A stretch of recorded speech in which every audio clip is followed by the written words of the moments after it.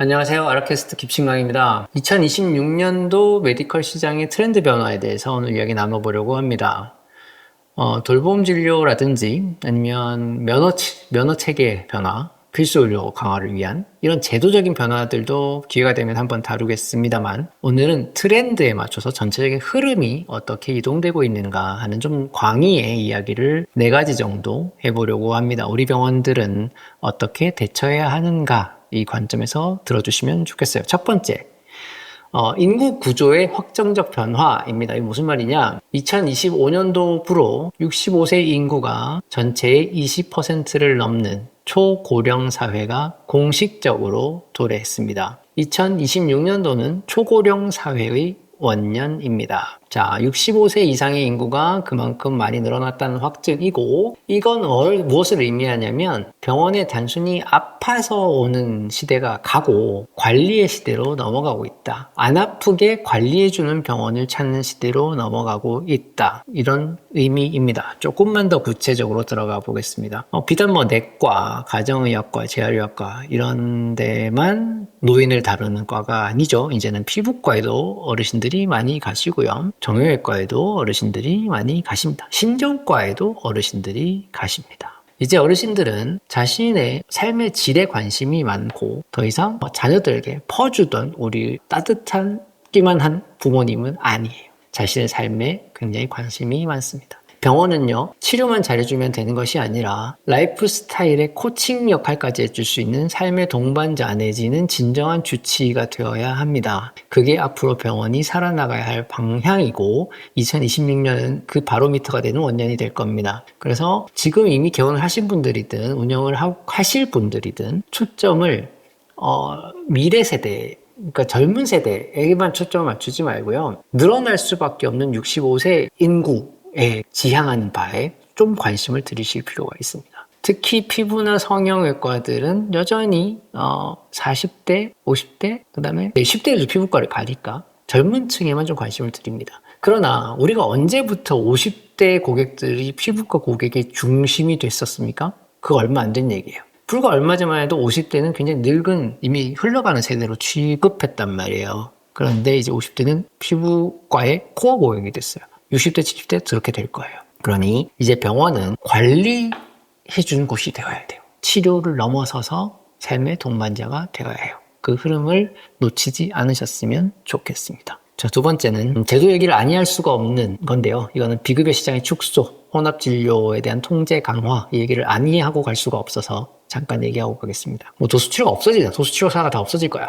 그렇지는 않을 것 같습니다. 그러나 급여치료인 물리치료를 하면서 비급여인 도수를 병행한다거나, 급여인 백내장 수술을 하면서 비급여인 다초점 렌즈를 처방하는 행위는 결국은 금지되겠지요. 그러면 급여치료와 비급여치료를 시간적으로, 공간적으로, 사업자적으로 분리하는 고민도 해봐야 돼요. 무슨 줄기세포 연구센터 마냥 그렇게 분리하는, 제도적으로 내가 대처할 수 있는 방안도 고민을 해봐야 되겠습니다만은, 그게 본질적인 해결책인지는 아직 알 수 없고, 결국 전략은 앞으로의 병원들은, 비급여 중심의 시장들은 크게 두 갈래로 갈릴 겁니다. 급여치료를 정말 많이 하는 N수를 늘리는 급여과로 포지셔닝이 되든지, 뚜렷한 전략이 없으면 이렇게 가겠죠. 다른 방향은 정말 하이엔드 포지셔닝, 고급화라기보다는 확실한 해결책을 제시하는 병원들이 살아남을 겁니다. 이제 도수치료라는 게 도수치료가 없어지는 게 아니라 실비를 안 해준다는 얘기잖아요, 장기적으로. 그러면 15만 원짜리 도수치료를 원래는 15만 원을 받고 나서 실비 청구를 하면 한 12만 원, 13만 원 돌려줬단 말이에요. 그런데 내가 이거 생돈 15만 원을 써야 돼. 그럼 그 생돈 15만 원의 치료 가치가 그만큼 높아지면 이걸 받겠어요? 안 받겠어요? 받습니다. 무조건 받습니다. 왜냐하면 내가 낫고 싶어서 왔잖아요. 물론 속으로는 아깝겠죠. 왜냐하면 싸게 받던 걸 비싸게 줘야 되는 시대로 바뀌었으니까. 근데 그건 의사의 손을 떠난 얘기잖아요. 정부에서 그렇게 바꾸는 거니까. 과잉 하지 말라고. 그러면 진짜 치료가 필요한 사람들은 비싼 돈을 주고 내고서라도 받아요. 그럼 진짜 치료가 필요한 사람들에게는 진짜 해결을 해줘야 되잖아요. 그런 원장들만 살아남는 거죠. 그래서 우리는 같은 진료에 대해서 이런 방식으로 해서 치료를 해서 당신을 진짜로 해결해 줄 수 있습니다라는 것을, 그냥 뻔한 기계적인 도수치료가 아니라 확실한 솔루션이 있어야죠. 지금 요즘 도수에 관련된 강의, 자격증 이런 거 따로 다시는 많이 계시던데요. 그러니까 계속 고민들 하잖아. 더 발전된 도수치료, 실질적인 도수치료는 없나? 실질적인 치료 방법이 뭐가 더 없나? 뭐 통사라든가 뭐 논란은 있죠. 통사를 믿는 사람도 있고 안 믿는 사람도 있어. 하지만 통사가 나온 것도 기존 진료에 대한 퀘스천에서 나왔잖아요. 그런 고민들, 연구들 이런 것들이 계속 나올 거란 말이에요. 거기서 우리 병원이 앞서가고 남들보다 더 공부하며 환자를 위한 정답을 제시하는 병원이라고 하는 병원들은 비싼 진료비에도 살아남을 수가 있습니다. 세 번째, 생성형 AI 이야기를 제가 자주 했던 것 같은데요. 지금까지는 한번 들여다보세요. 생각해보세요. 약간 이런 톤으로 제가 말씀을 드렸다면 2026년도는 AI 의료가 본격적으로 침투하는 원년이 될 겁니다. 간단한 걸로는요. 차트 자동화가 있을 겁니다. 환자와 원장이 눈을 맞추고 막 이런 커뮤니케이션 하면 너무 좋은데 지금까지는 원장님들이 환자의 눈은 안 본 채 다다다다다다 그냥 그렇죠. 듣는지 안 듣는지 그냥 타이핑하기 바빴어요. 그럼 환자는 소통한다는 느낌을 못 받고 나가서 불친절하네 이렇게 리뷰를 갈아버리는 그런 시대가 과거였다면 이제는 환자와 눈을 맞추고 소통을 하면서도 AI 보이스 같은 기능들이 우리의 대화를 녹음하여서 EMR로 넘겨주는 역할까지 금방 하게 될 거예요. 이미 있는지도 모르겠네요. 그게 그렇게 어려운 기술이 아니잖아요. 뭐 벌써 클로바노트만 해도 의료 버전이 나왔고 얼마나 효용성이 있는지는 모르겠지만 그런 것들이 나왔어요. 그 다음에 엑스레이를 찍으면 AI가 보조 판독을 도와주는 뷰노 같은 것도 벌써 나왔단 말이에요. 이런 것들이 점점 다양화되고 본격화될 거예요. 그러니까 이 흐름은 알고 계셔야 되고 테스트를 해보시는 연습도 해야 돼요. 그냥 알고 이런 흐름을 내가 지식적으로 알고 있으면 아무 소용이 없잖아요. 제가 오늘 얘기해드린 것들에 대해서 내가 테스트 해볼 수 있는 것들은 찾아보고 연습을 해보는 거예요. 꼭 돈 내고 쓰는 차트가 아니라 하더라도 요즘 녹음 어플이 너무 잘 되는데 그런 걸로 같이 테스트도 해보시고 환자 놓고 폰 녹음해보면서 이걸 차트로 한번 자동화 시켜볼까? 받아쓰기 요즘 어플이 워낙 잘 돼 있으니까. 그렇게 의료 환경에 적용해보자.